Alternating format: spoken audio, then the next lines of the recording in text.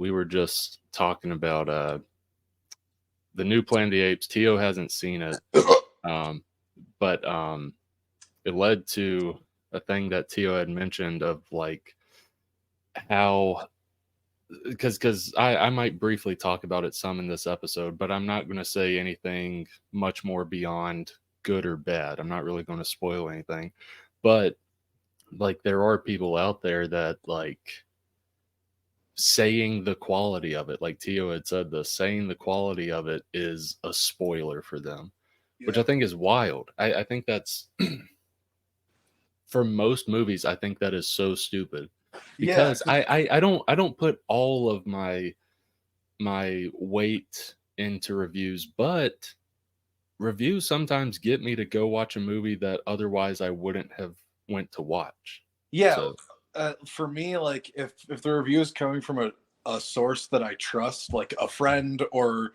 the like one review show that I actually trust, which would be the Weekly Planet, then like that can influence my decision. But if it's coming from literally anywhere else, it's like, yeah, I'll make my own mind up. Yeah. Like I do listen to reviews here and there. I'm glad I held off on, it's not like I was dying to see this or anything. I'm glad I held off on Strangers Chapter 1 because reviews came out of that, and it's not even that it's like dog crap. It's just like, yeah, it's everything you've seen before in a horror movie, and it's pretty much everything you saw in the first Strangers, just not done as well. So it's like, I was gonna ask, did you eat the turd sandwich, or did the turd sandwich eat you on that one? On that one, which one's the positive one? Are either of them positive in that scenario? In that scenario, so how I see that is like the turd sandwich, you like I don't know, because both of them you're giving in to something that, because I was imagining a turd sandwich eating you. That's almost like, I guess that's like the unwilling thing to happen. A turd sandwich to eat you. You're willingly eating that turd sandwich. But for a turd sandwich to eat you, it's likely unwilling. But it's still a turd sandwich, Brandon. It's still a turd sandwich. It's bad either way. Unless you're into that. Ugh. Those people, we choose to believe those people don't exist. You can choose. Those people are out there, though. There are some wackos out there. Yeah. Anything you can think of, into like not even poo. I'm just talking about like any weird desire or fetish that someone might have. There's probably at least one person that has that. That's the world. But yeah. No, like yeah, like saying if something's good or bad, I don't think it's a spoiler at all. It's up to you whether you want to like take that and apply it to yourself or not. But yeah, like that's not a spoiler at all. And I'm actually okay with reviews. Like it sometimes for a movie, like I said, if it's a movie I'm not going to see and I hear good things, well, it's like, okay, I'll go check it out. Then I like the movie. Maybe it is. Or sometimes, yeah.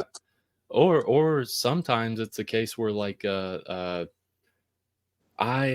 going to see it, but like I'm not like thrilled. Like I'm not hyped or anything.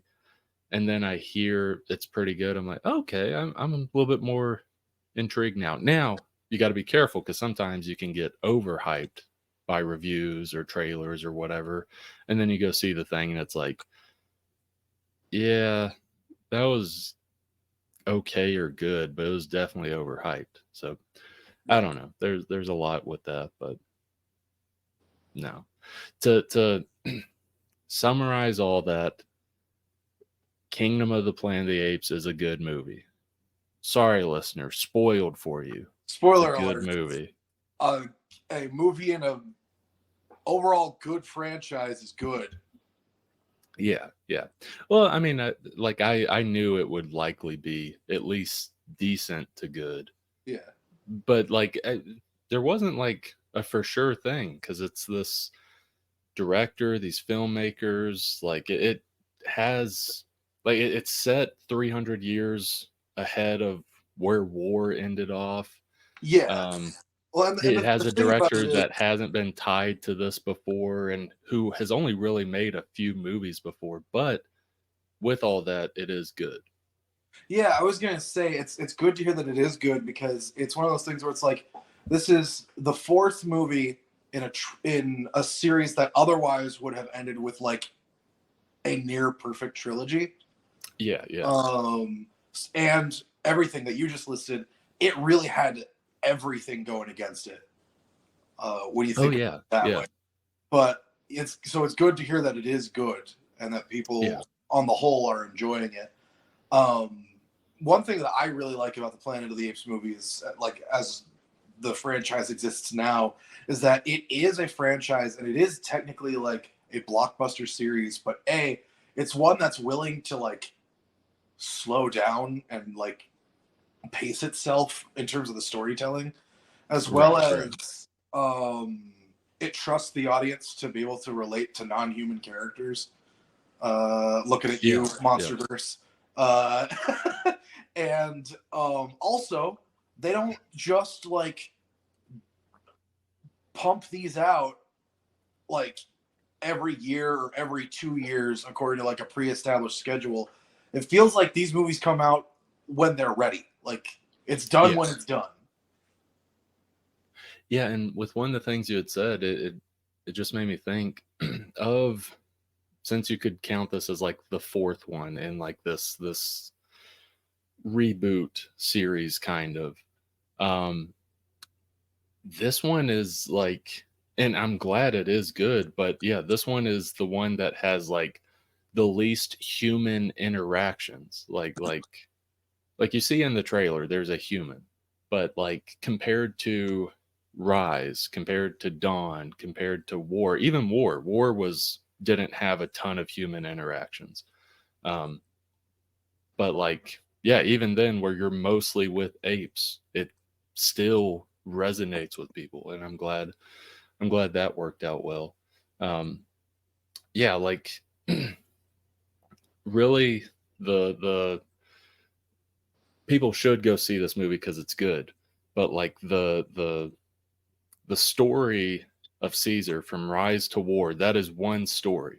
And then this is 300 years later and kind of continues the journey, the story that will eventually lead to the 1960s Planet of the Apes sort of thing.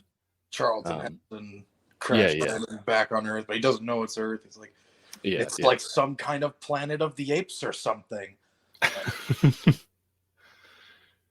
Sees the Statue of Liberty buried deep within the beaches, and he's like, no, this this can't be. This This planet stole our Statue of Liberty. and they buried it so we wouldn't And they find out. and they buried it in the sand because they knew we would come after it. This stinks. Could you? I would love like a 60s style like Twilight Zone episode of a movie because that's kind of what the first Planet of the Apes is. Yeah, yeah. Oh yeah, for sure. Yeah, that was the Like first thing I thought of when I saw it. Yeah. like a Ray Bradbury style sci-fi movie that ends with like the big twist comes in and instead of some big dramatic line, the overly macho male lead is just like, no, that's stinky. That's stinky. I don't like that. No, like stomping his foot and flailing his arms, and the credits roll. But like, it's not a fade to black credits. It's like the credits start rolling him. over his tantrum. Yeah. And like the dramatic music plays, and slowly his voice fades out, but you still see him throwing the tantrum. Like, no, just stomping his foot on the ground. He picks up a stick and starts like beating on a rock. Yeah, that would be a good edit for that. But yeah, like King of the Planet of the Apes was great. Good to great, depends who you are, but it's worth seeing. This isn't a spoiler. It's just the aspect of the movie that I like. And this is like the overall, this carries out throughout the whole movie. So this isn't like like one plot point here that spoils anything. You even see it in the trailer, kind of.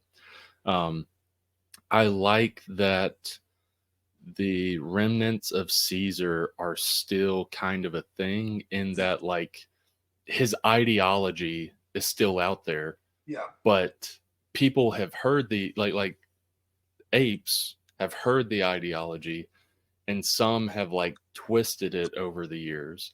Yeah, I know. I Where they noticed have in the different trailers. interpretations of the ideology, and I like that so much. That's Yeah. so interesting. Yeah, that's a really cool aspect of like world building to do. And I noticed in the trailers that like the clearly big bad guy organization, they use Caesar's chalk drawing of his old window as like their Yeah, symbol. yeah, yes. Apes together strong. Yeah. But yeah, I really liked it, and that's the thing I liked the most about the movie was that aspect, and that's throughout the whole movie. But yeah, worth checking out. Good characters all around, including an ape named Noah. He's the main Oh, character. okay. Yeah, but I'm not going to go further into Planet of the Apes, but go see it. Um, here's the thing. Personally, I liked seeing that movie in theater. I don't know if you have to see it in theater, but I feel like you should. I want It's to. not. Yeah. Everyone should go see it in theater, but and I'm not saying it is better than this film or other films I'm about to mention, but like it's not like an Interstellar where like Interstellar you need to see that in theaters. Yeah. Like stuff like that. You see, I make my movies for the theatre experience. It's me, Christopher Nolan. I decided to pop in for just a little bit. I specifically make it for the 70 millimeter IMAX film experience, Yeah. and the studios they forced me to put it into the regular digital theater. Can't they just be happy with the fact that I made it specifically for the most expensive ticket option and leave it at that? Just let me put it in only the really expensive theaters. Yes. Only there's a certain class of people who I want to see my movies. I don't think everyone should be allowed to see my movies. Just keep the paws out of the theater. Yes.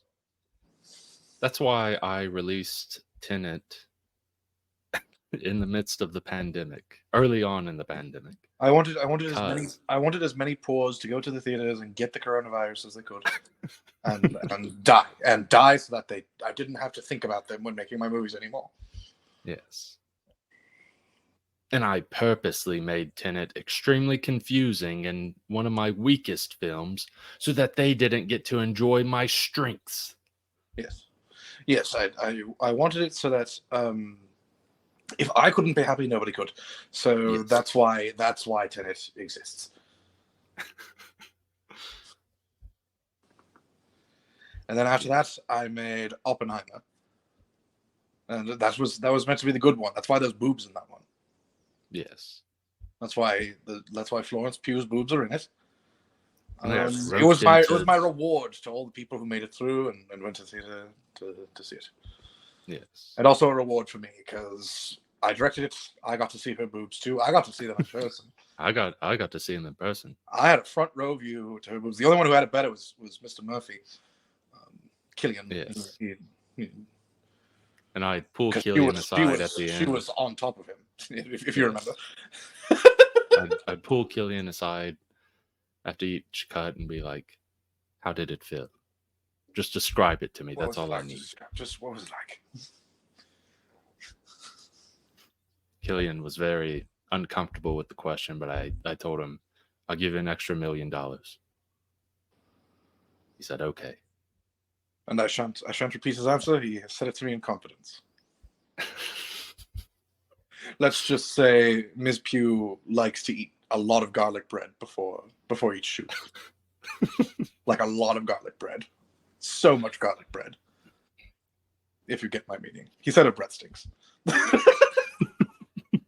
That was mildly disappointing, but not entirely a turn off for me. Yes. I'm a smell guy. That's right. Christopher Nolan right here. Confessing it now, I'm a smell guy. That's my thing. Yes. I've currently been working on a new theater where we have the smell-o-vision within it. And it'll be even more expensive than IMAX tickets. Yes. It'll be exactly like IMAX, but you can smell all the smells of the movie. The next movie I make with a sex scene in it, you will literally be able to smell the woman's vagina. Okay, that one might have been a bit too far. Yes. And we're going to go back to all the films I've made before. We're going to add smell-o-vision to them. Yes. Yes, you'll be able to smell the reek of bat shit in the Batman movies every time he goes into that stupid cave. I paid millions for Kip Thorne, the black hole science guy I got, who basically helped us form all that, and he also basically revolutionized like our idea of a black hole. Like he did a bunch of great research with that. But he made the first 3D rendering of a black hole before we had a proper photograph of it for my film. Yes. So what I'm going to do, I'm going to pay him even more millions of dollars. He's already kind of just showed us what it would pretty much look like and how it would be possibly around it and such. I'm now going to pay him millions of dollars to do the research and all the math equations and all that to figure out the smell of a black hole. Yes, what does a black hole smell like? Because I know that light escapes it, but does smell escape it? That's actually the opposite of the truth. Sorry. Light cannot escape a black hole. Light cannot escape a black hole. I'm arguing with the other half of myself. The thing that makes black holes is that they are so dense and the gravitational pull so intense, not even light can escape it. Yes. Sorry, I've been high on my own fumes. That's all right. Just don't ever be wrong again. My Florence Pugh fumes that I spray every 30 minutes near my nose. That I forgot that part. Garlic bread and sweat. Yes. But yes. Millions of dollars for this great scientist to figure out what a black hole smells like. Yes. I'm hoping it smells like garlic bread. I hope so. And sweat. What other movies did I make where there could be a distinct smell? Obviously, myself, Christopher Nolan, the other half of me. It actually, what it is my brother, Jonathan Nolan. That's my second clone. Personality. That's my clone. You see, He's not a real person. I had myself cloned when I was very young, and Jonathan's what came out of that. Yes. I actually based a movie on it, The Prestige. That's kind of the process we went through, and we're actually over 100 years old. Yes. Unfortunately, I wasn't able to drown mine, like how it happens in The Prestige. Yes. When I was making that movie, I told him, this is what I wish I could have done to you. And he wept for a week. Because he loves me so. But yes. But yes, now at this point, he has his own name, which you should never do with your clone. It only leads to terrible things. So, he's too established in the world. I can't just get away with drowning him like I should have when he was new. Yes. The second he showed up at one of the global screenings, the first premiere screenings, that's when I knew, shit, what have I done? It's too late. people have seen him. Now they're going to ask, oh, who's this? And I'm like, I had to say, oh, it's my brother. And they're like, oh, what's your brother's name? We hadn't thought that far ahead at that point, so I just said John. Yes. I almost said Muhammad, given that that's the most common name on the planet, but it didn't seem appropriate for him. So I went with John. Yes. And so here he is, mucking about, writing all these screenplays, trying to outdo me. Yes. So what I have to do, because I have higher authority in Hollywood, I have to be like, okay, but I direct his movie. I direct it. And because I direct it, I go in and I make all my little rewrites. And I also, because he's the screenwriter, I put stupid stuff in there. Yes. So it's not me. It's him. It's the writing. That's a part of why I made Tenet so bad. Yes. Just screw it. It was actually a really great movie before.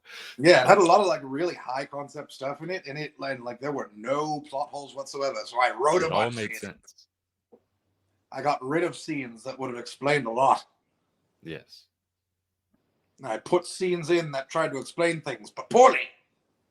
Yes. Yes.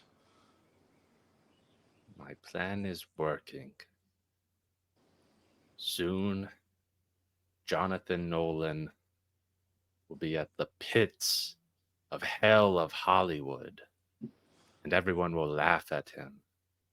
And I'll be standing over in the balcony as everyone laughs at him. And I'll watch. And I don't even have to be the one that kills him. Hollywood will kill him. Hollywood will bury him. And he'll look up at me and he'll shout, "Save me." And I'll whisper, "No." Don't you just love how our go-to character trait for any sort of public figure we can do an impression of is to turn them into a maniacal supervillain? It's the world. Yeah, anytime you think, like, and it's not just us. Like I've like whenever someone's talking about like someone in Hollywood or like a rich elite or whatever, yeah, oftentimes like the worst that they think of is like, yeah, he's probably this, but she's probably that. With like no basis on that. It's only because there are people out there that are this weird or crazy, and it's like, yeah, that guy's probably like that guy that is like that. Who's like that other guy? Who vaguely resembles this other person. Yeah. Because we've turned Alan Moore into an arsonist and just a general hater of everything that everybody loves. Yeah. Which that second one I don't think is untrue, but for the most part, it's true. There are some. I haven't seen a recent interview with him. I don't know how he is today, but like I listened to an interview a few months ago from like 2010 or something, and like, yes, he still didn't like the comic landscape and stuff, or like publishers and stuff. Yeah. But he was talking about people's works and stuff, and he was liking them. Today, who knows? Yeah, he could just be like, I've been the past 40 years, I've been manifesting this great spell. It's a ritual I carry out every day. So here's what I do. Every morning I wake up and I eat just shitloads of mushrooms. Any kind, portobello, psilocybin, those are really the two main ones. And the portobello one's just for the flavor. They don't do anything to you psychologically if you cook them, if you cook them right. Even if you don't cook them right, I think you're able to eat. You can eat portobellos raw. I don't know. I can't even really tell. Yeah, this is yummy. I can't even tell the difference between them and the psychedelic ones anymore, honestly. So what I do is I just eat shitloads of mushrooms every single day. I fart in a jar for 2 hours, and I shake it up until I start to see faces manifesting in it.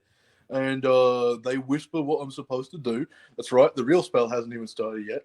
The fart faces whisper what I'm supposed to do, and I'll strip down naked, shave all my pubes off, make a torch out of it, dance around in the woods with my lit pube torch, making bullfrog noises, and that manifests in something that I've been working on for a while. Not going to tell you about it, but something. That's another really consistent character trait. I don't know if you noticed. This might be the second or third time that I've brought up lighting my pubes on fire.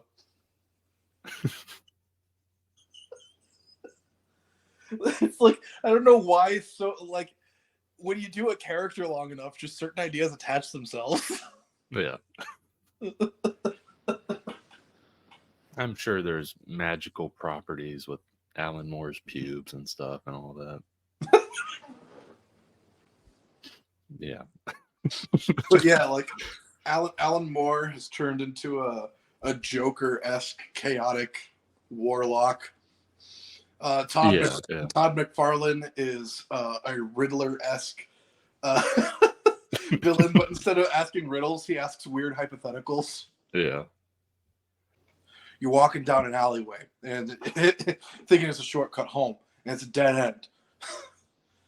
You turn around and you see me. Hi, I'm Todd Farland, Critter Spawn, and I got a question for you. I'm trying to find it real quick. In that clip I posted on YouTube like a week, maybe 2 weeks ago, someone had commented, and like it was essentially like one of those that they came up with, and I like read it in my head. It wasn't bad. I'm trying to find it real quick. Let me see. Okay. Yeah, I found it. So this is from Shoddy McThroat Snatcher. He said this: I want you to imagine a world where every time you whacked your little ding dong, it took a year off your life. Would you still do it? Our friend Al Simmons would, but would he be ready to pay the ultimate price? Hi, I'm Tom McFarlane, Credo Spawn. That's really good. Yeah, that was pretty good. Would you be willing? Would you still do it? Al Simmons would. Because they've got like that Spawn intro down, like that vibe of it. Oh yeah. It's and the way the commas and the periods are like within that, it's like, yeah, that's also like his vocal mannerisms. Yeah, that's really good. That person deserves a gold star for being a good noodle. Yes, Shoddy McThroat Snatcher. That name is awesome. But yeah, this past week, I have like some stuff on the docket, listener. I have topics, but I'll get to this in a little bit. There was one thing, but I was just remembering, my sister and I were in the car yesterday, and we were driving, and what's today? Monday? Yeah, today's Monday. So we're coming back from church or something, and she was playing some Spanish music. Sorry, some what music? You cut out right there. She was playing some Spanish music. Oh, okay. And it was different stuff I haven't heard before. It's like some of the newer stuff that's out. And she was playing one song where it's like kind of the sad song. It's this guy singing. It's sad, and you can tell he's likely talking about like the love of his life leaving him, or someone he knows dying, or so it's Spanish country music. Essentially, kind of. Yeah, it was these clearly something sad or bad happened in his life, and he was just letting it out in a sad song. And it got me to start laughing because then I was thinking, like, this song was like popular on TikTok, and it's mostly white girls that are listening to it on TikTok. My sister is Guatemalan, Yeah. and she has learned to speak Spanish. So she knows what the guy is actually saying and all that stuff. But all these white girls on TikTok, the majority of them don't know what the guy's saying.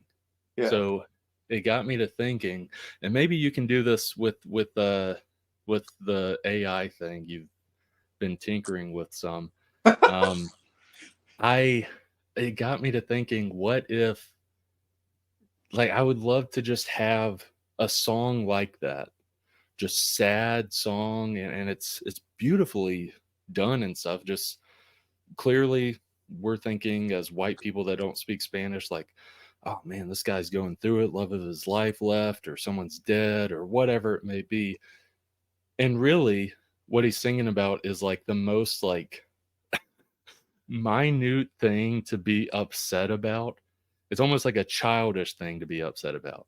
And I was just imagining like the translation of the song being like, uh,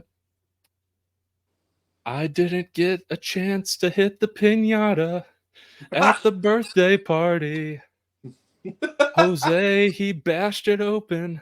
I didn't even get a swing at it. Like stuff like that. It was my turn up next to take a swing at the pinata. And I'm the only one who didn't get to try. Yeah, and it doesn't go into like crazy like parody stuff where he's like, that SOB, I'm gonna kill him. Like none of that stuff. It's just like just he's keep just it mild.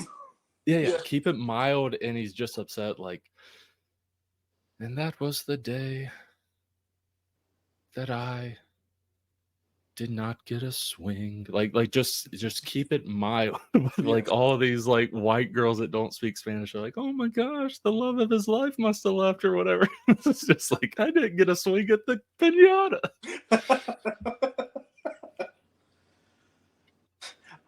I was 10 minutes late to the party and they didn't save any donuts for me. Yeah, but I got a good laugh out of that. She laughed at it some. But clearly I was crazy. And I was like, this is hilarious. I just want to troll white girls right now. Yeah, so for anybody out there wondering what Brandon's talking about with AI stuff, I've been noodling around with AI music generators for fun. Teo does write all the stuff. Yeah, I write the lyrics. Yeah. But as far as like vocals and music and all that, that's the AI, obviously, because I don't have that kind of musical talent. Excuse me. And also, listener, he's doing it for fun. Yeah, I'm not doing it to like put it out there and try to make like a profit on it. Because my sister's been telling me that like AI music is apparently becoming a thing on TikTok. Okay. And that makes me uncomfortable. Yeah. But yeah, I do this. Don't consider this an official announcement or anything, listener. But I am thinking about like kind of starting a semi-anonymous, like just a little YouTube channel just to put the music out on. Again, not for the sake of like monetizing it or anything, but just for the sake of putting it out there. Yeah. Because it's funny it's songs. an outlet for poetry for me. Yeah, I've got serious ones and I've got funny ones. Yeah, that's right. Yeah. My did I send you the J-pop one that I made? I don't think so. Okay, I'll have to, because every single person I play it for almost breaks down into tears laughing.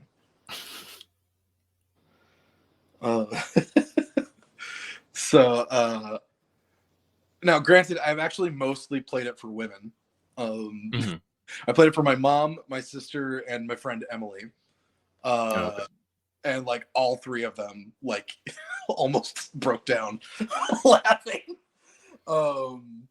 Once us men listened to it, we're like, what is this? Where's the beer? Well, apparently my mom said that apparently I wrote about a subject that every woman who has ever been on like a date with a guy can relate to. Oh, really? That's fun. Yeah. So I was like, I'm surprised. I just thought it was a funny joke. That's interesting. You wrote about like a song recently about like date experience type thing. I'm almost done with that. I have like one more comic page to write of it. I recently wrote a first date comic script thing that is, it's 5 or 6 pages long, and like hopefully people like, it is funny leading up to it, but it's I'm not saying it is a Norm Macdonald joke. I'm not trying to compare myself like he's way above me.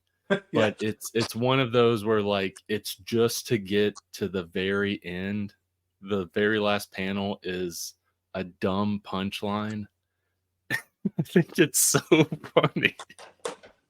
Yeah, I think it's funny because I'm imagining someone reading it, and then they get to that and they're like, they're probably going to find it kind of funny, but they're also going to be like, "Are you serious?" Like a Norm Macdonald joke. Yeah, exactly. Yeah. I'm not going to say. Yeah, I'm not going to say entirely what it is on recording, but yeah, it's super stupid. It's like, here, I'm going to pause it. Sorry, listener. You'll hear us in a few seconds. All right, we're back, listener. So we talked, and I heard Teo's song that he had mentioned, and I have heard it before, and I really do like it. It's very funny. I forgot that I sent it to him already.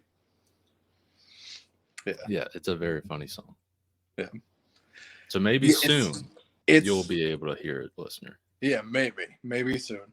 But yeah, it's one of those songs where it's like I love watching people's reactions to it when I play it for them, because it's one of those things where once the first verse has gotten going, because it sounds mostly normal, if a little bit cheesy to start with, but like once that first verse gets going, you can see the person's facial expression turn as they start to realize what's happening. Yeah. No, because I remember like when you had first sent that to me a few days ago or something, my dog was ranting and raving over the song. She loves it. But I was on the toilet when you sent that. That's right. You told me about that. Yeah. You said I listened to this on the toilet, and I was like, "Oh, how appropriate." Yeah. It was very fitting. Yeah. And then I think I sent you that one like emo punk one, and it's with the Happy Mother's Day message attached to it. I think so. Yeah. The one where the whoever is singing the song had an intimate encounter with someone, and now his friend will never trust him again. If you remember. I think so. I'm scrolling back. You mentioned that it's the theme song for Carl Weezer as a teenager. Yes. Okay. Yeah. I remember now. Okay. Yes. Just as you were saying that, I was right at the message and remember it now. Yes. Yeah. They're very funny. Well, thank you. Because like comedic AI music is starting to turn into a thing on YouTube. I've noticed like there are a few channels. Okay. But and a lot of them I noticed though go for balls to the wall toilet humor and vulgarity. And while I think that if with the right subject, vulgarity can be well placed and add to the humor of a song. Like I have one that I have written where actually you heard it. Like I kind of used the curse words to elevate the humor, because like it's a very relatable situation and you would absolutely be screaming your head off about it. Yeah. But for me it's like I prefer to write something where it's like a little more grounded and a little more of a mundane situation that is elevated by like the absurdity of the music that it's being associated with, whether it's like an emo punk song about I'll go ahead and say the subjects of each of these because I don't know when or if I'll put any of these on YouTube, but like an emo punk song about banging your friend's mom, or a J-pop song about a girl holding her poop in while she's on a date. Or a straight up like punk song, like kind of a hardcore-ish punk song, about stubbing your toe in the middle of the night, and then things just escalating from there. Yeah. Oh yeah, yeah. I remember the ending. Honey, call an ambulance. I fell down the stairs. I can't feel my legs. Like, I love the way that the wonkiness of the AI elevated the vocals. Drags out the words. Because, like, it really does make it sound like a dude who's genuinely on the edge of a breakdown after everything he just went through that night. And, like, the distance of it, because it's like, it's the outro, it's fading out. So, like, the fact that the vocals are so far away is, like, that also, I think, adds to it. Me and Clay, because I played a few of these for him as well. And for the Dungeons and Dragons campaign we're playing that Trevor is DMing for us, Clay's character is a bard. And he's like a Van Halen style, like, glam rocker. Yeah. So something that I suggested to Clay that I actually started working on is making songs for his character's band with the AI. Okay. So I actually already went ahead and made like a prototype song, basically. And because it's D&D, it's, you know, kind of fantasy oriented. So the song is called Halfling Chicks Can Get It. And like, it's mostly like, I tried to play it straight as like this is a Van Halen style song about how hot halfling chicks are, but also like there's like some borderline parody in there. Yeah, yeah. Because you know what Van Halen is like, with like there's certain like Van Halen isms, like the vocalizations that they do, like the wow, you know, like that sort of stuff. Yeah. So like I did some like borderline parody stuff by like writing in like wow, like like a hot dog, yippee, and like at the end of the song there's a wowie zowie in there. Like it's stuff where it's like it's just silly enough that you're like, that doesn't sound like it's supposed to be there, but like also in line enough with the weird vocalizations that are typical of a song like that, where it's like it can fit. Yeah. I put a lot of in there, like UGH Oh yeah. Like a lot like the grunt in there. There's even one where I just wrote with an exclamation point, then with a question mark, then like you okay? Yeah, your thrust just knocked my mic down. All right, I've got it back. But yeah, it's and I'm proud of the way the song turned out. I'll probably send that one to you. But yeah, it's called Halfling Chicks Can Get It, and like that one, that's just for our D&D game. Yeah. But yeah, it's just a Van Halen style song about how halfling chicks are sexy.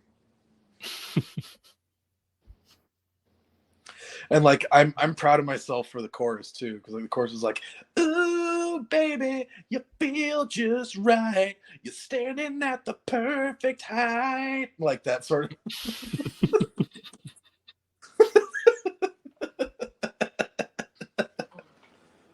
Yeah, that's great. It's fun. Yeah, it's fun to play around with that sort of thing. Like see where the lyrical creativity can lead. Yeah. Because the thing is, like, if you're going for a certain genre, you kind of got to write lyrics that fit the genre if you want the AI to be able to figure it out. Right. Because if you write lyrics that don't really fit the style of music that you want it to generate, then it's going to have a hard time fitting it all in. Yeah, it's just going to sound kind of weird, or like it's like teenagers messing with AI songs. It's like what you were saying earlier, they're putting in all the vulgarity and stuff just to get a rise out of it.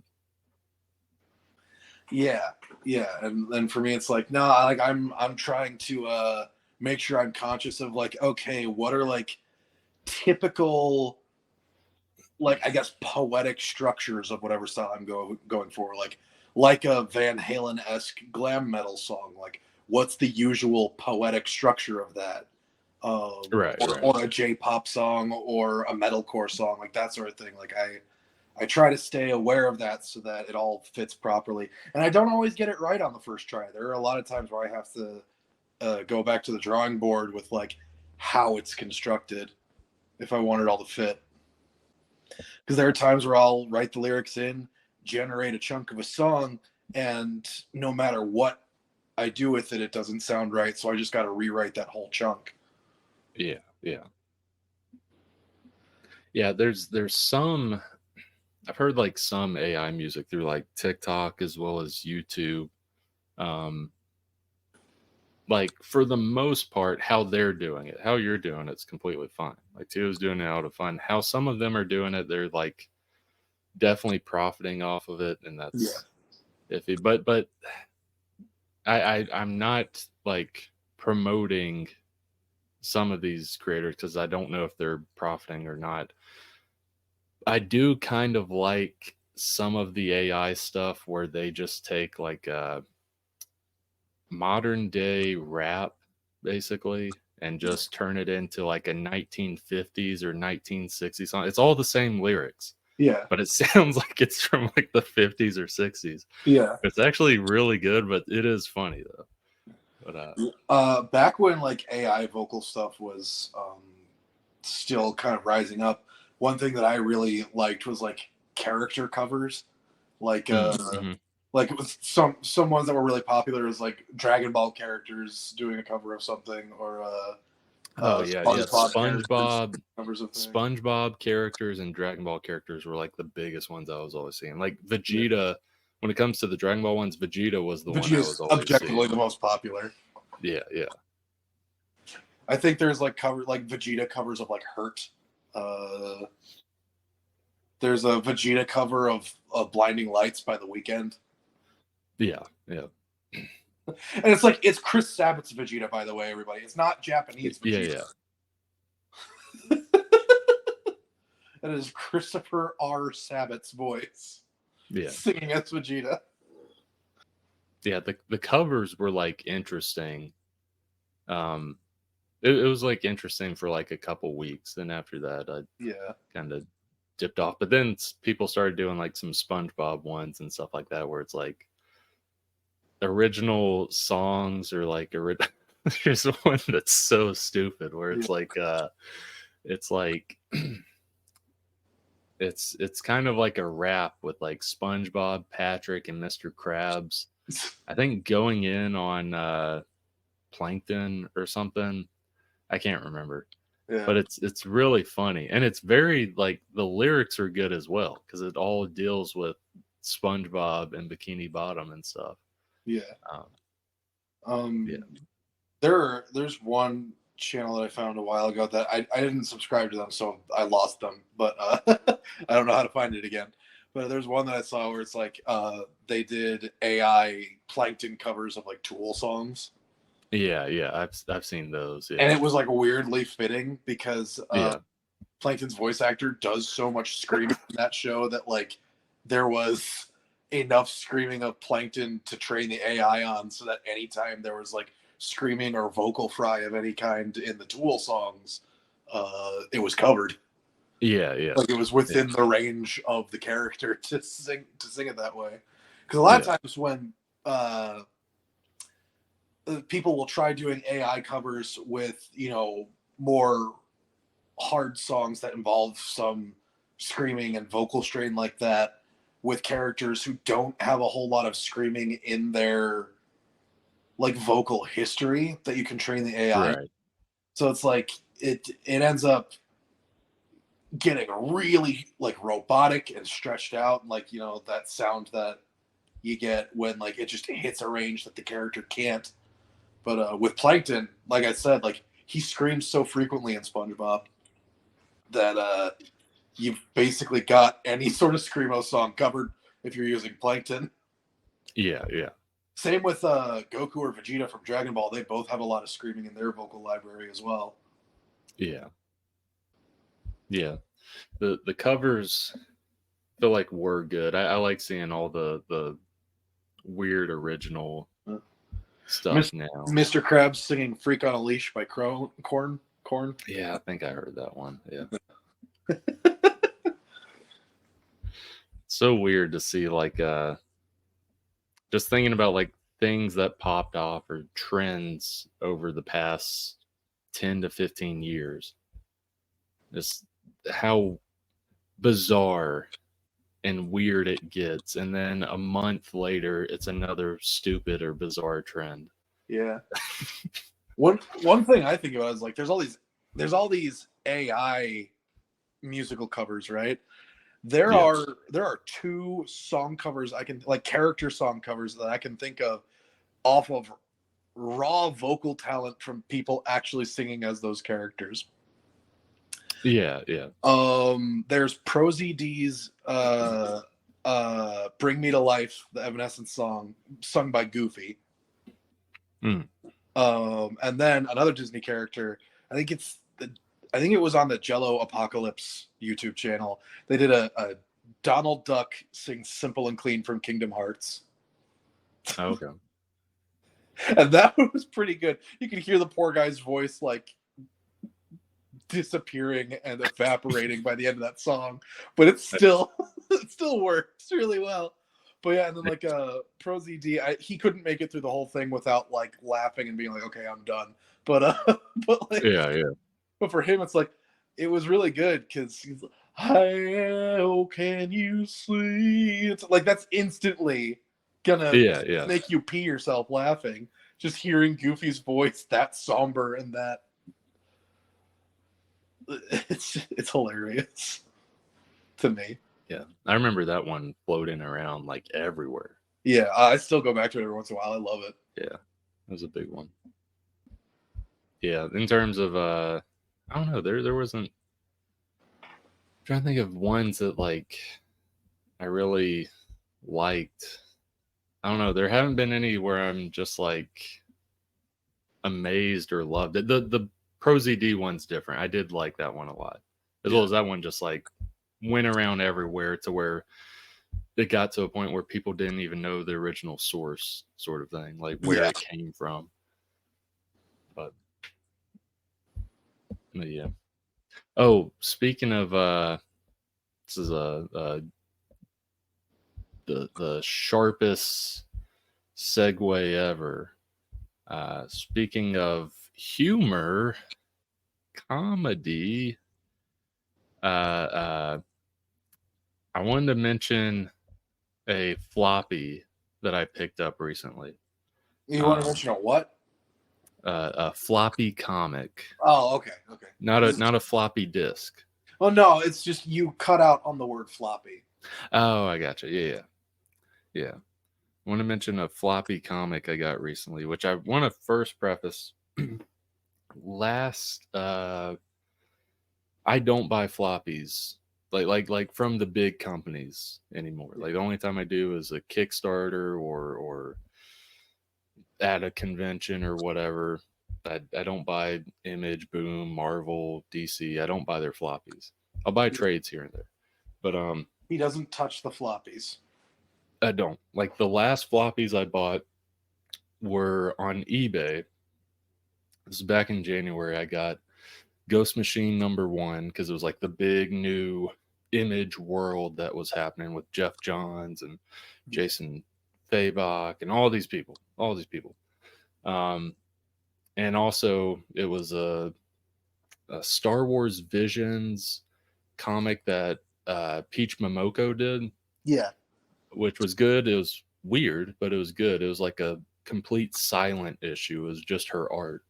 Yeah. It was good. But yeah, so before that, it had been a year and a half, maybe 2 years before where I bought a floppy. And that was the first Star Wars Visions comic. So I mentioned all that to say I don't buy these companies' floppies. Yeah. I'll wait till trade. He doesn't grab floppies anymore. I don't. But I made an exception this past week because I heard a review um, from a comic YouTuber that I like. I like his stuff. Like it's a comic tropes. It's Chris from Comic Tropes. He has like Yeah. a show he does called Pros and Cons, and at the end of that, he talks about like recent stuff that came out. He talks about like the news, like comic news. Then he talks about recommendations at the end. Yeah. Um, It's been a while since I've seen a comic tropes video. yeah, he doesn't make them as much as he used to, mostly because like it's not his primary source of income. Like he has a part-time job and stuff. Yeah. Um, but one of the things he mentioned in one of his recommendations recently that when I heard it, I was like, okay, I got to get this. It's Fantastic Four number 20. It's like the new Fantastic Four series that's going on. Yeah. And I'm not trying to be mean to people. This isn't me being mean. It's more just me, like my personal taste. I'm not a big Fantastic Four person. I know about them. I've read most of one of the runs that were back in like mid 2000s or something. Yeah. But they're cool.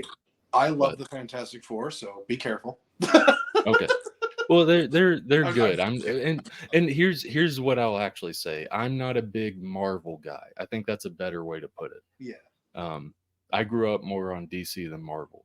Yeah, something that I think I don't know if it's been established in this podcast, but back when we were doing store brand comics, we kind of established that Brandon's the DC guy and I'm the Marvel guy. Yeah.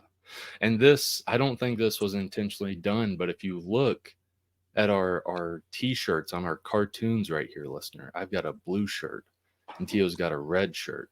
Yeah. I don't think I told the artist to do that intentionally. I think it just happily worked out. Yeah. That means that Brandon is a science officer and I work in security. Yes, exactly. Star Trek. Yes. But yeah, so Fantastic Four number 20. The reason I want to highlight this is it's really good. The single issue, I recommend Teo, anyone listening out there, if you have a comic shop near you, go get this. It's a $4 comic. It's not breaking the bank. I stopped buying floppies because I was buying too many floppies in a month. But buying one floppy in a year is no problem. I think people can do that. But this one, I think, deserves it. Like the current run on Fantastic Four, it's not an anthology run, but there have been like standalone issues that still go with the story, but you could just pick it up and enjoy it. Yeah. And this is one of those. So I'll first mention, I'm not going to go through the whole story, but I just want to mention to get people interested, kind of why I'm interested, is basically Johnny Storm and Ben Grimm are working day jobs. Like that's what this issue is about. They're working day jobs. And before the comic starts, on the credits page, it says, after a period of upheaval and the temporary loss of the Baxter Building headquarters, the Fantastic Four are now all living together at the Grimm family farmstead in Arizona. Oh my God. And so Ben and Johnny, they want to earn their keep. Like, I'm no longer doing the quote anymore. It was a one-sentence quote, everyone. And it's very well done. It's not one of those Marvel or DC books where it's one or two pages of trying to catch you up. It's literally one sentence and you can dive in. Very well done by Ryan North, who's the writer. But so Ben and Johnny, they want to earn their keep at this farmstead. So they get day jobs.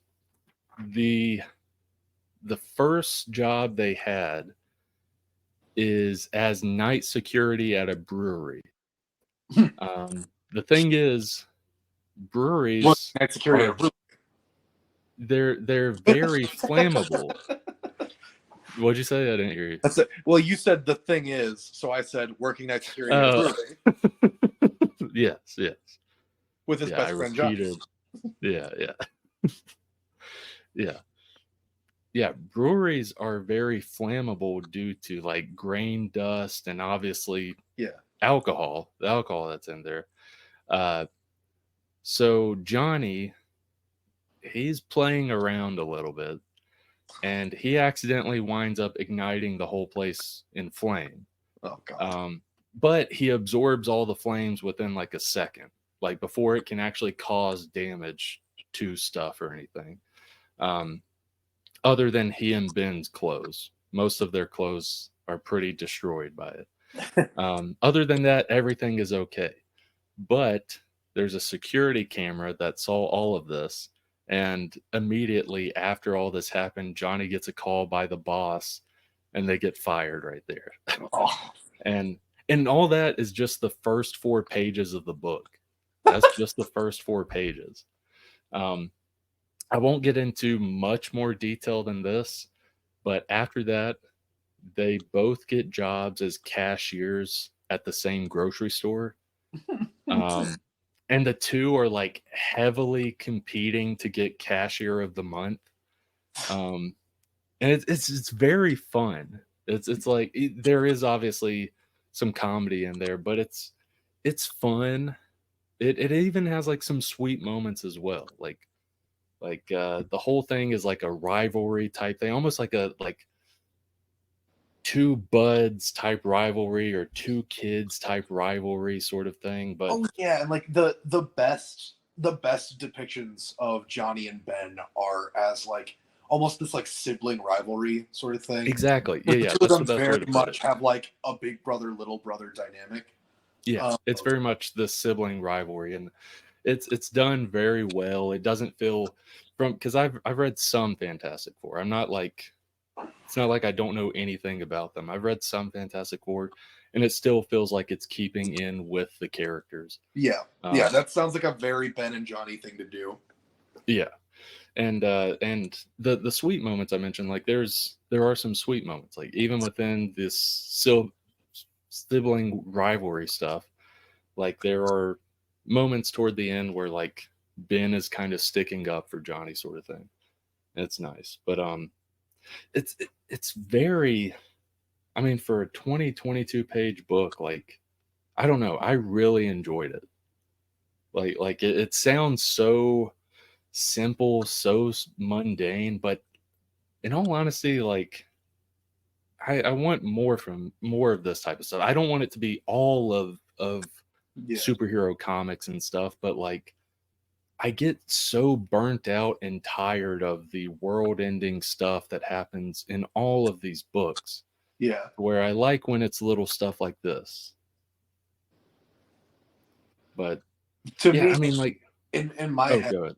in my head, I'm just thinking like, imagine you're just going to the grocery store to pick something up, like Yeah, you're yeah, you're picking up your burgers for a cookout or just whatever you're doing, right? You're just going to the grocery store to get something real quick, and your cashier is not only one of the most famous men on the planet, oh yeah, yeah, but it's the thing. yeah, yeah. No, and they like they play into that as well. It's like the grocery store gets a lot of publicity. Like a bunch of people come in because these two are working there. That's awesome. And it's also awesome, like it's very well done writing. And the art is great as well.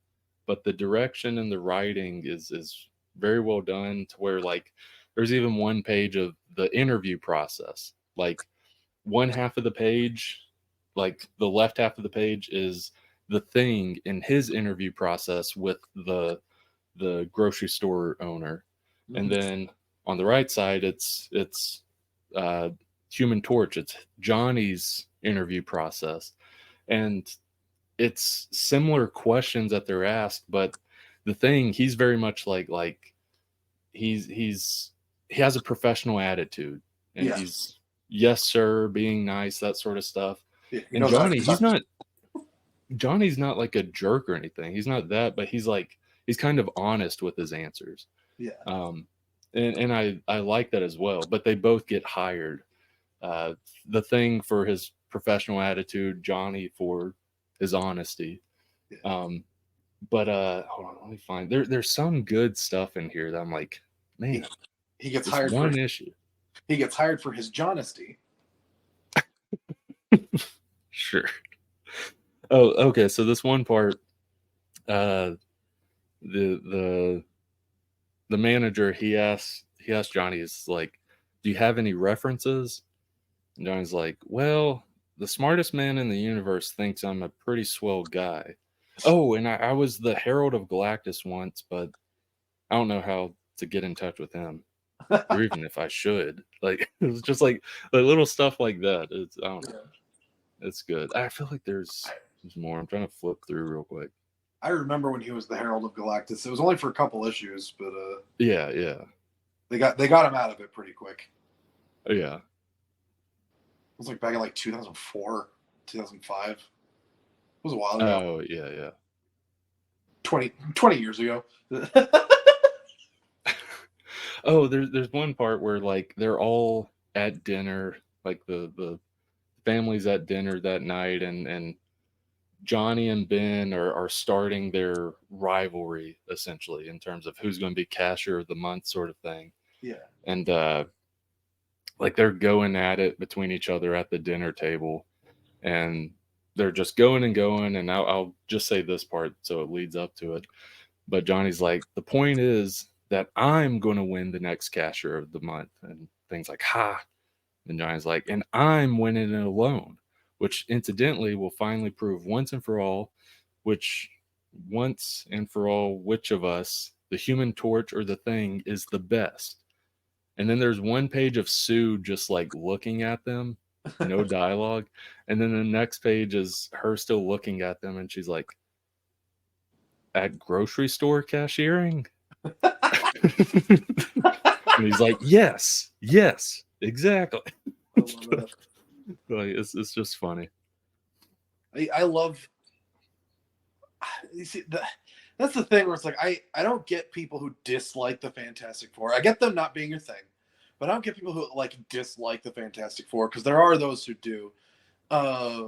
It's like because they're just like they're just a family. There's a fun family. Yeah, exactly.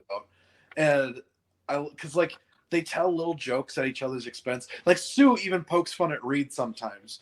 Because I don't remember when it was, but there's a page where Sue and Reed are like at a dinner with someone, and someone asks what Sue's doctorate is in. And Johnny's there too. And someone asks what Sue's doctorate is in, and she jokingly says marine biology, and Johnny spits out what he's drinking. Because anyone who knows her history with Namor the Submariner will get that joke. Yeah. And she made that joke in front of her husband. And he just laughs it off. That's fine.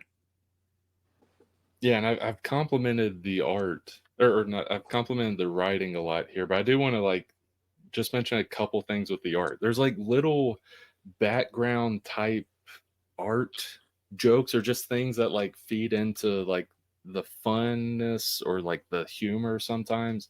There's one part where like this is after like their first day there, and it shows Ben, like his dialogue. He's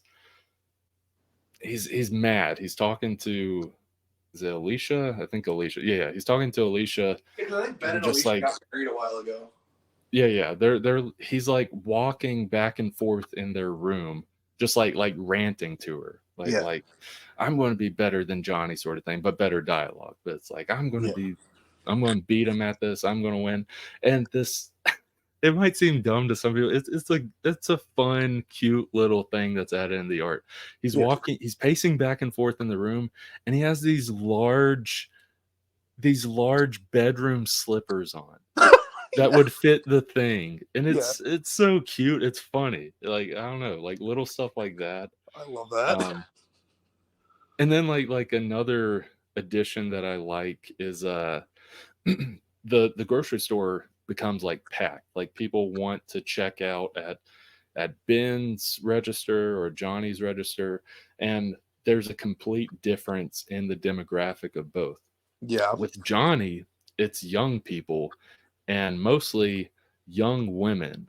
Yeah. Because Johnny, he's a great employee because he's flirty. Like he's flirty with them and stuff. Ben, however, his line of people is all elderly people, and he's just like very nice and stuff to them, and he's asking them about like their son or whatever, and they're like, because oh, thank you, Benjamin, like stuff like that, like his Aunt Petunia didn't raise him not to respect his elders. I think it's Petunia. yeah. I can't remember. I think he even mentions that. Yeah, I think Yeah. you're right. Yeah, but It's been a long time since I've read a Fantastic Four comic, so I'm sorry everybody out there if I can't remember the name of Ben's aunt. right. But I mean, this is like, it's like a 20-page comic, but it's like at least an 8 out of 10 for me. I probably just leave it at 8 out of 10, but that's still really good. It's just I was gonna say I resubscribed to the Marvel Unlimited app, and I'm planning on doing a big read through of stuff. But okay. I was gonna say I might just wait for this to drop on Unlimited, but that's usually 2 or 3 months after print publishing. So after hearing you talk it up, at some point this week, I might just run down to my comic shop and see if they got it in. It's worth the price. I would have never batted an eye at this comic at all if it wasn't for Chris from Comic Tropes, like liking it. He's been following the Fantastic Four run this whole time, and he's liked all of it. The past several issues have kind of been like each issue is its own thing. It still serves the overall story, but each issue you could just pick up and read, and it's its own thing. This sounds like great. Exactly the sort of thing that I love about the Fantastic Four. And in specific, you mentioning the quality of the art is refreshing for me to hear, because something I've been noticing about Marvel's art lately is that it feels like they are crunching their artists. You know what I mean? Like, given the quality of art, it's been pretty rough for a while from a lot of their series. Yeah. Even from artists who like normally perform very highly. So it just feels like they've probably been like crunching and putting harsh deadlines on a lot of their artists and overworking them, as tends to happen with artists, unfortunately. Oh yeah. But so it's good to hear that like there's good quality art in there, because then that means that they had the time to make it look good. Yeah, and it's not like the most amazing book ever, but it's like it doesn't feel cheap. Like it's clearly, and part of that is also where that quality also lies, is like having the background jokes and stuff, like the artist taking the time to add that little stuff, whether that was in the writing or not, whether Ben having giant bedroom slippers was in the writing or not. That little stuff is just nice. Yeah. It's because it would have been so easy to just have each scene set where it's set and then just take place and move on. But having all those background elements definitely means that like the artists were able to do their thing properly. Oh yeah. And like, I'm not someone that like, I don't collect floppies anymore or collect covers and stuff, but I've already talked about the story is worth buying. It's great. I'll also say I really love the main cover as well. I really like this cover. It's an Alex Ross cover. He's been doing like the Fantastic Four main covers. And I love this cover because usually an Alex Ross cover is like epic and like godlike figures sort of thing, or this crazy action scene with Spider-Man and Green Goblin or whatever, that sort of stuff. Very Renaissance-y usually. Yeah. And this is like this is still that Alex Ross style, but it's Ben Grimm, the Thing, and Human Torch, like flamed on. They're both looking like they're taking a picture, basically, like looking at the reader, but they have their grocery aprons on, like their grocery store aprons on. And Ben has a "Hello, my name is Ben" name tag on. That's and awesome. He also has one of those checkout, scanners. He also has a scanner in his hand pointing it at you. It's such a, for Alex Ross, it's like I'm trying to think of a better word. It sounds like a Norman Rockwell painting. And Yes, like when you look at it, it's not this, but the posing is almost like the picture of the man and his wife, and the man has the pitchfork. The Oh yeah, posing is yeah. very much like that. I cannot for the life of me remember the name of that piece. Yeah, I can't remember. It's not exactly that, but it when I was trying to put something to match it, that's the first thing that comes to my mind. But yeah, the story is great. I love this cover. The cover is very funny in itself. Yeah, $4. Fantastic Four number 20. Like, great. Fantastic read. $4. Yes, and tax plus tax. Yes, plus shipping and handling. Yes, plus, if you get eBay or whatever. Plus tip. Yes. There's a so I used to be very into abridged anime on YouTube, and I still go back and watch all the old ones that I liked. But one of them was Pokemon Bridged, was where Bridged has an apostrophe in front of it to show that it's short. Oh yeah. But there's one episode where Ash's Pikachu keeps dying and has to be consistently replaced. So there's a bit where Nurse Joy was like, your old Pikachu died, so we had to get you a new one shipped in. And look, I haven't rubbed dirt on him. Because in the animation, the Pikachu's all scuffed up and dirty from a previous fight. Because in the original show, it's the same Pikachu. But in this, she's saying the old one died. So she rubbed dirt on the new one. And so Nurse Joy is like, that's going to be, I can't remember what she said. She's like, that's going to be $50. And Ash is like, oh. She's like, plus tip. He's like, oh. And tax. He's like, no. And she's like, and shipping and handling.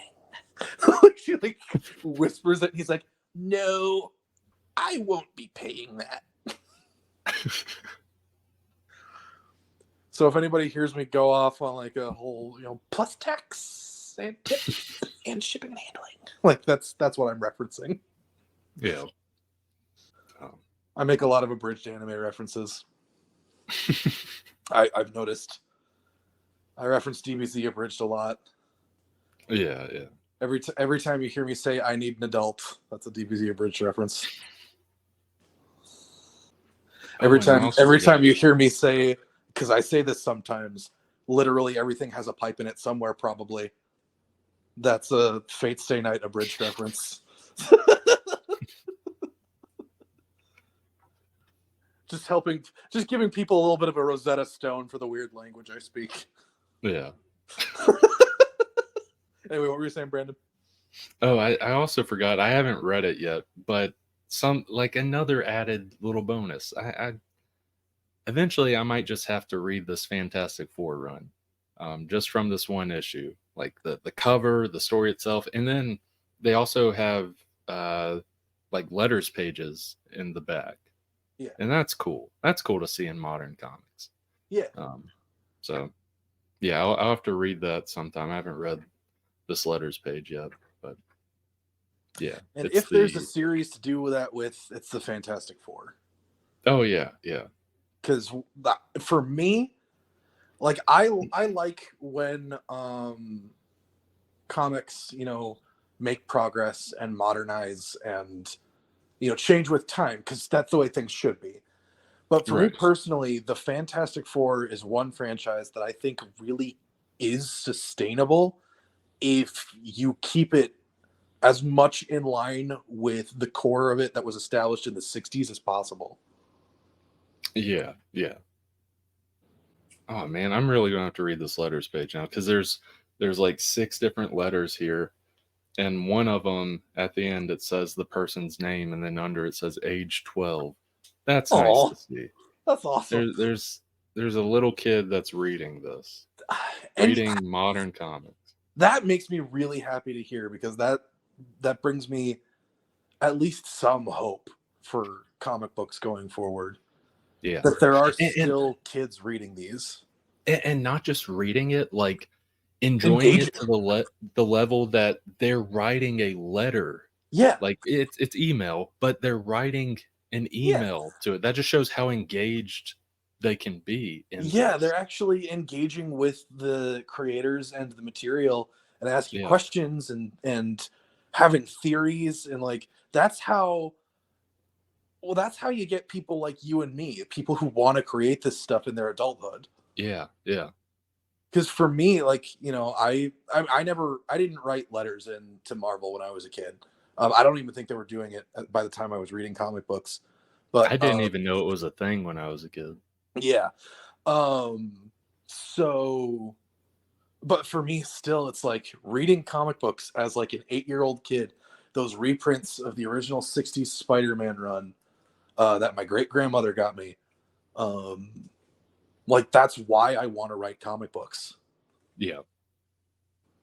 Yeah. I'm trying to Like think the comics that a reprint of the Amazing Spider-Man #3, first appearance of Dr. Octopus. That was my first like real comic book that I really read and enjoyed. I'd read some before that, but like they were more recent and so more bogged down in the serialization of it. yeah. Yeah. So it was confusing for me and I had a hard time figuring it out. Like I think one of the first actual Spider-Man comics I ever read was Amazing Spider-Man Volume 2, #7. I know it feels like I have a really weird specific memory for that, but that's because I just recently found out which issue that was. Uh, Yeah. it was one where like Flash Thompson was the main character and he was living in like a weird dream world where he was like Spider-Man's sidekick, but like he was way better than Spider-Man, and they saved the Fantastic Four together. Yeah. And he got to make out with the Invisible Woman. Like that was a huge like that was like, and I was, but like I was so confused about what happened in that book, and I was like, what? I don't get this. Yeah. But like when I read Spider-Man #3 for the first time, and from the original run, where it's Doctor Octopus's origin story, and he and Spider-Man fight, and like that's what really got me in. Oh yeah. Yeah. I'm trying to think. Yeah. The things that like the comics that really got me into comics, as I've said, like back when I started doing Kickstarters and stuff, you try to do the interview circuit to get the project out and stuff. And one of the first questions people will ask is like, what's the first comic that got you into comics or whatever? Um, and like, there's different things. Like there is one thing where it was a reprint of Ultimate Spider-Man #1. And I did really enjoy that. I remember that being one of the first ones. And then I also remember just buying a shoebox at a yard sale, like full of just random 70s, 80s, some 90s comics in there because there was some Valiant stuff in there. Yeah. Um, and yeah, like some of the notable ones I remember specifically the title and the issue. I think like Amazing Spider-Man #184, Mm. and he was fighting some villain called like the White Dragon or something. Okay. Yeah, it was something. One And of that was those in like the one-off villains that you never see again exactly. because they didn't Yeah, yeah. they didn't get traction like the classics ones Yeah, did. exactly. But it was one of those things where like you had mentioned how a lot of times if you're getting into comics and you don't know exactly where to start, especially back then where it's not as inviting today as people will tell you where to start, or you can't just like you can just look up now where to Yeah, start. But yeah, back then you got a random floppy and it's part 5 of a 12-part story or whatever. yeah, But even then at that age, because like comics seems like somewhat interesting or whatever, I was still engaged, even though like I have no idea the previous 4 issues leading up to this thing, yeah, what like how we got here, but oh, okay, at the end, White Dragon has Spider-Man chained up and over like a chemical thing. He's going to drop him in it or whatever. yeah. Um, but yeah, it was like stuff like that. And then this is a random one. I remember this being like the first time I really got engaged with comics was the funny pages. Mm. Um, like comic strips in the newspaper because I'd go to my grandparents' house and they would get the newspaper every day and stuff. And I'd get the funny pages and read through those. And I remember even like I remember the different ones I liked, but I remember the Spider-Man um, strip that they have, Yeah, where yeah.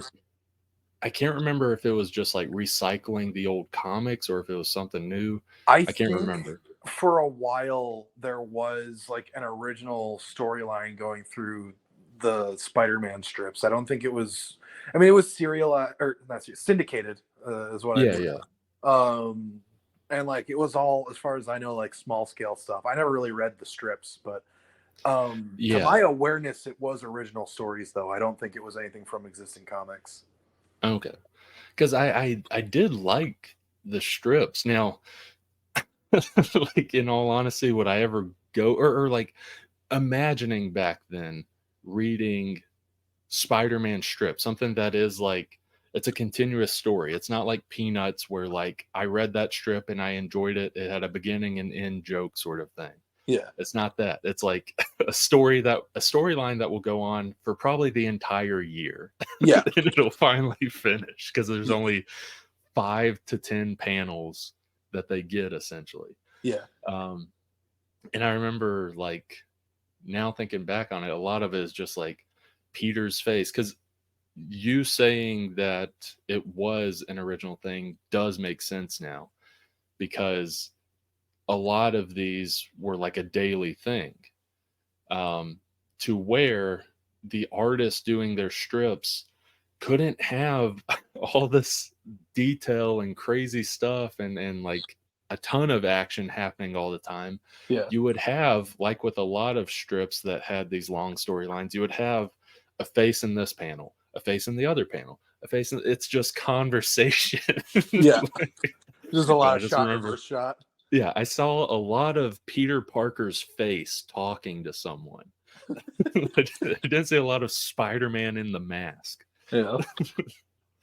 But but even then I remember cutting those out of the funny pages and like getting copy paper, folding it and stapling it, and then pasting the A comic comic strip, yeah. strips into the comic so that I could flip through it. And like I had already read the strips, but now I can read through it like Like one not, story.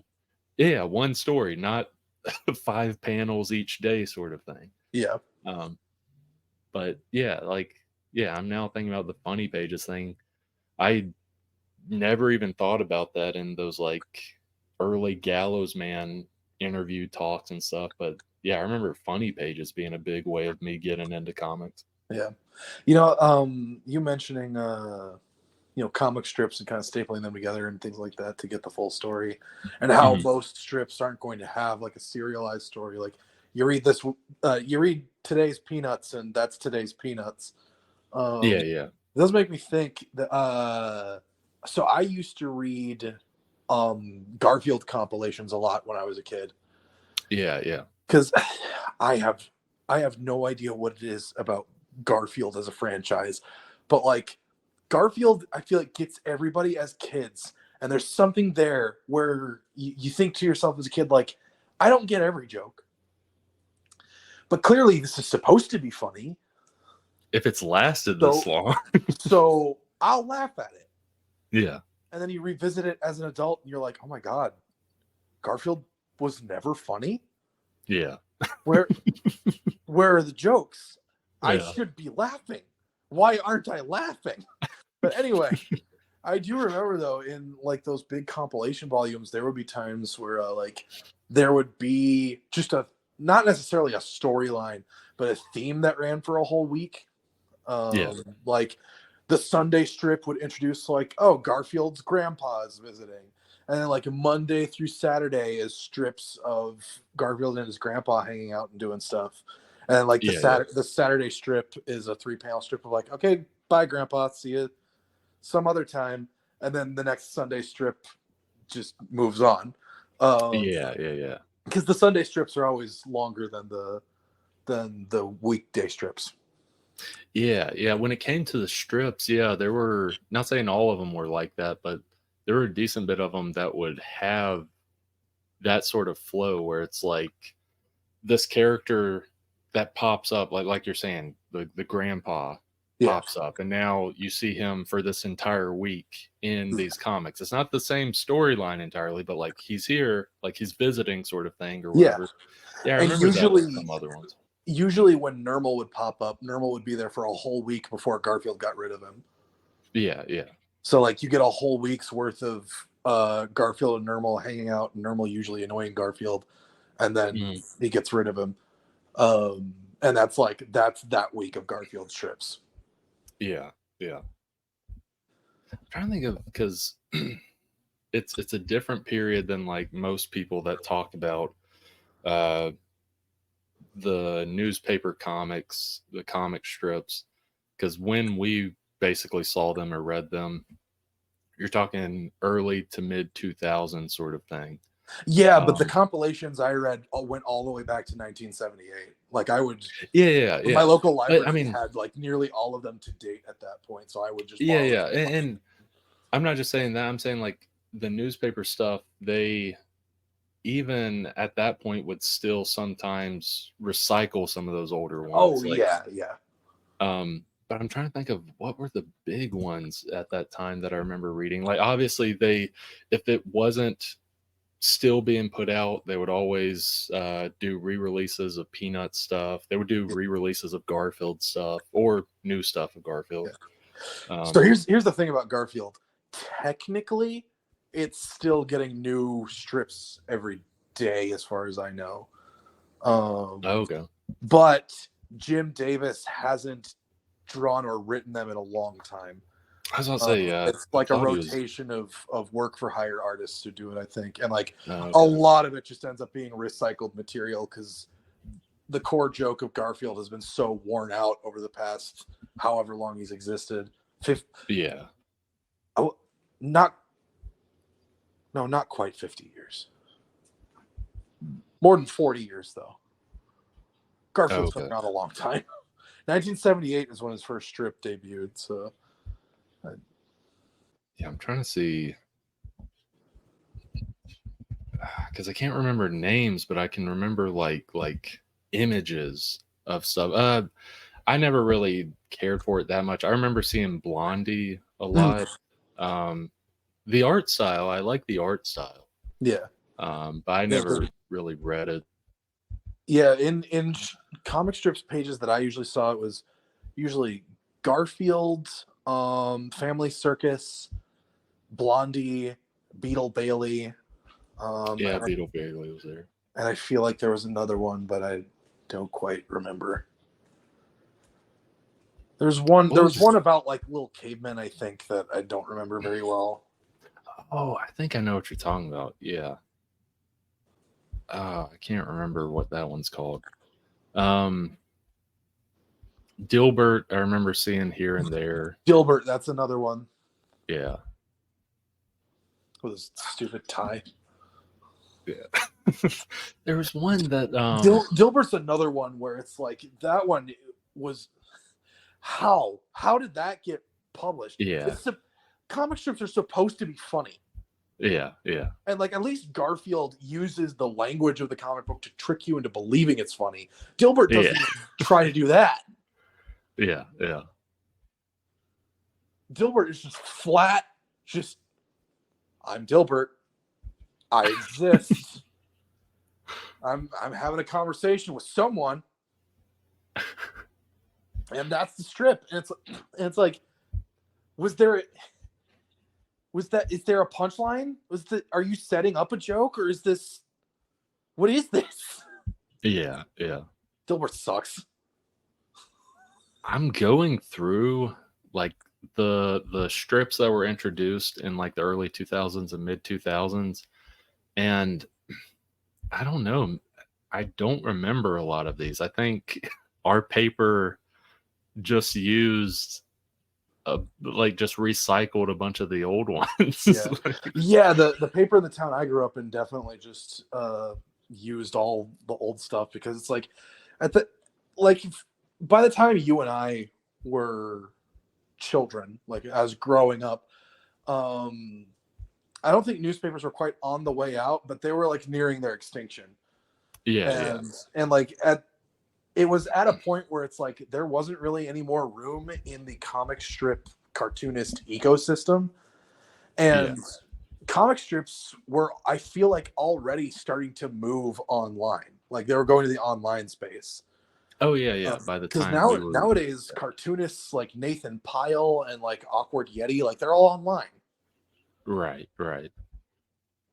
They don't need a newspaper to publish their stuff. They can just publish it themselves by putting it on the internet. Yeah. I'm like losing my mind trying to find this one. I can't find it. It had a very unique art style. I never was like in love with it, and it was usually just a one panel or like two panel type thing.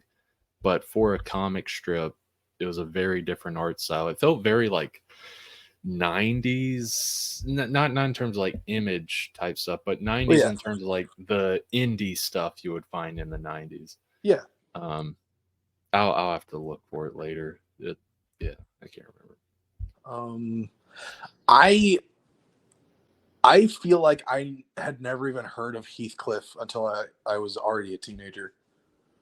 Same. I don't remember ever seeing like Calvin and Hobbes in my newspapers. Oh, I don't think I ever saw it in my newspapers, but I've always known about Calvin and Hobbes and The Far Side because my mom loves both of those.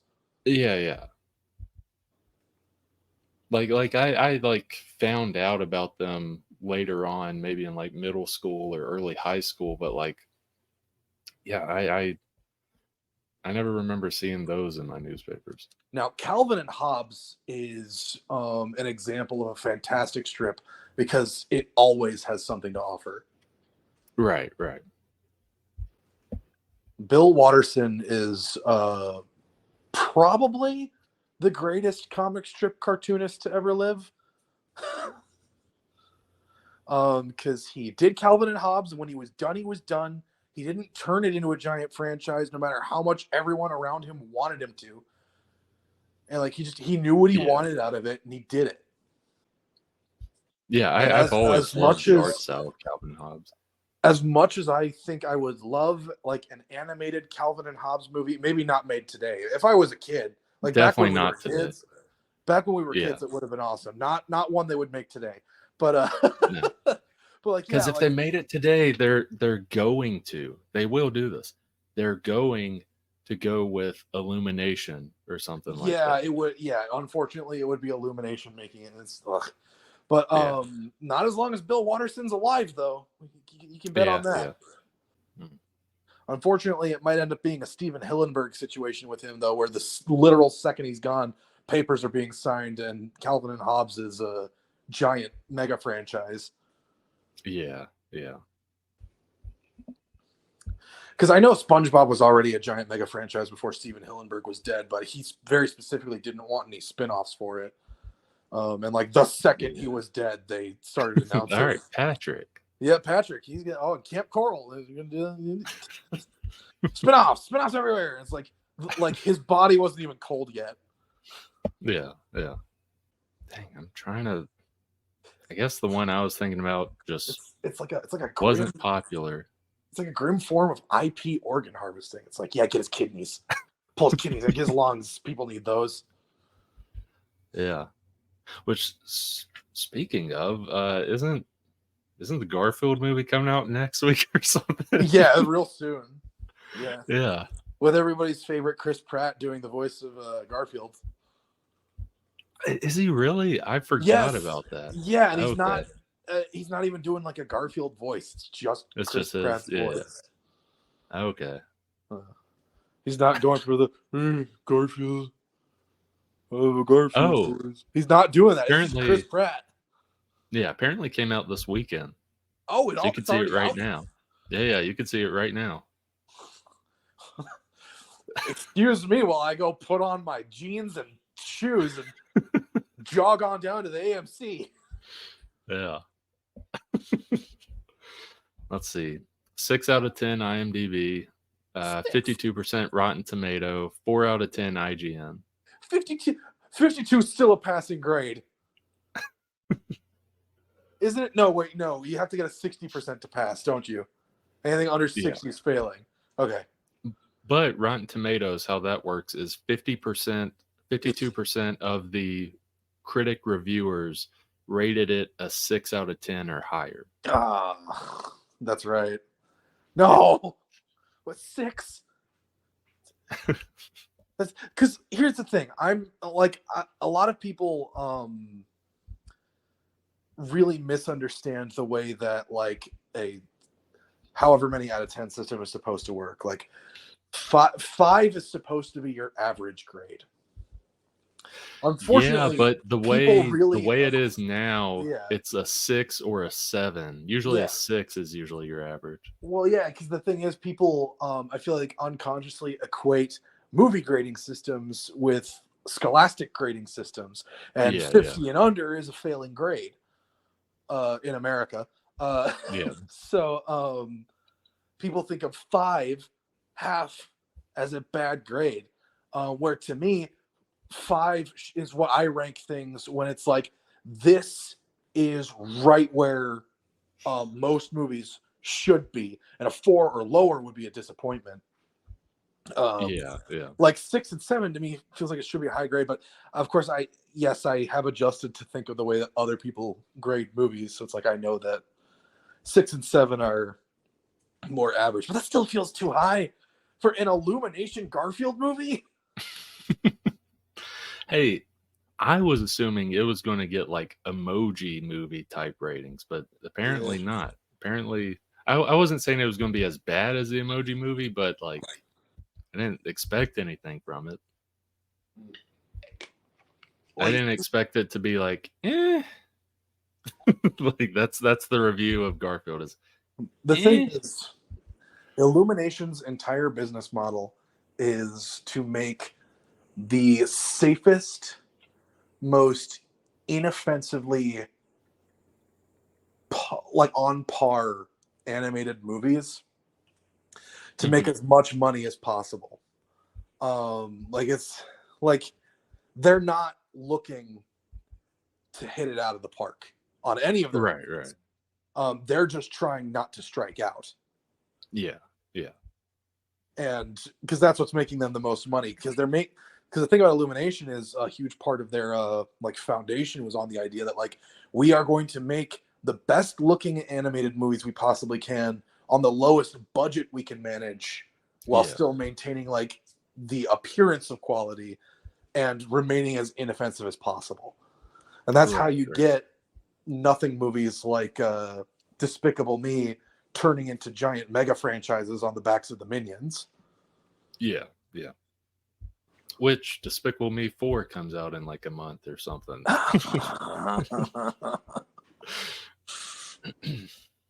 Gru has a baby. Yeah. Well, they had to start pumping them out at some point. Yeah. Finally, a biological child of his own. Yeah. of both he and his wife. Yeah. I never saw the third Despicable Me, and I won't see the Minions movies no matter what. I'm trying to think. Yeah, I never saw the third one. I saw the first and second one. Yeah, I've never seen Minions either. Because the thing is, like, I don't dislike Despicable Me. I am very neutral on that franchise personally. Yeah. I'm just not a huge fan of the standard it sets for American animation. Yeah. I'm not a huge fan of the standard that Illumination sets in general as an animation studio. Yeah. Because again, all their movies look good, but they're all so safe and so inoffensive, and not that I need super edgy animated movies, but like none of them try anything. Yeah. Because like even with stuff like Sing, they don't even write original songs for that. Those are jukebox musicals. Right. So they cast talented vocalists to perform as the characters so that they can sing well, and then have them sing existing songs. It's like Trolls. Yeah. So it's like you guys aren't even brave enough to go for the best original song Oscar? No, we're just going for the ones that like the little kids will just be like, "Oh yeah." Yeah. You can't dish out a little bit of extra money to go for Lin-Manuel for a movie. Just get him on the payroll for one movie. There you go. You got a shot at your Oscar. Yeah. Well, here's what I'll say with that. They can do that if they want. I think the man's a little overrated. Oh, yeah, definitely. But still, Hollywood likes him. Yeah. That's the thing. If you want a Hollywood Oscar, go with him.